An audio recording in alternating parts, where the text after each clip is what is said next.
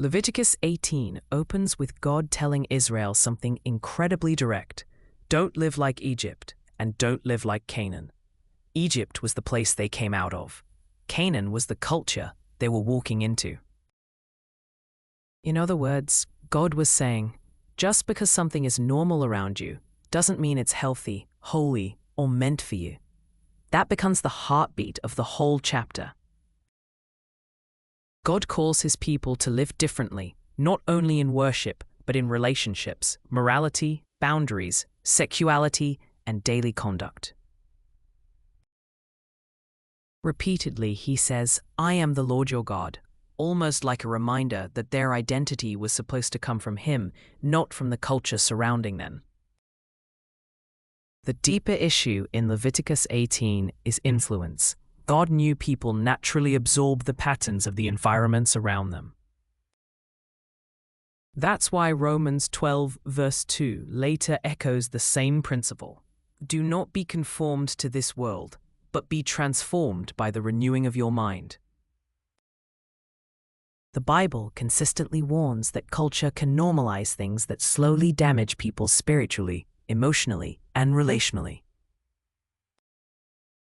Proverbs 14:12 says, There is a way that seems right to a man, but its end is the way of death. That doesn't mean God was calling Israel to isolation or arrogance. He was calling them to discernment.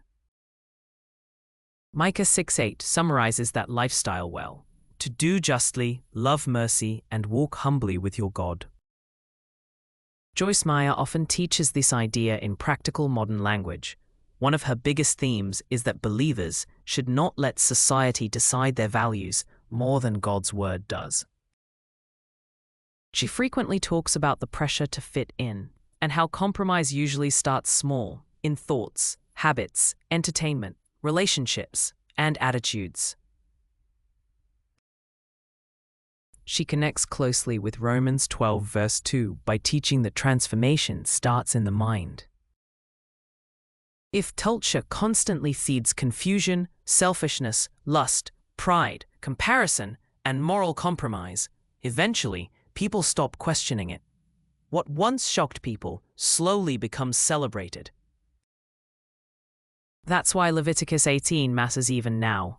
It's less about ancient rituals and more about a timeless question. Who is shaping your definition of right and wrong? Jesus carried that same idea forward in John 17:16, when he said his followers are in the world, but not of the world. Christians are called to love people deeply without losing conviction personally. Leviticus 18 ultimately teaches that holiness is not about acting superior. It's about refusing to let broken culture become your compass.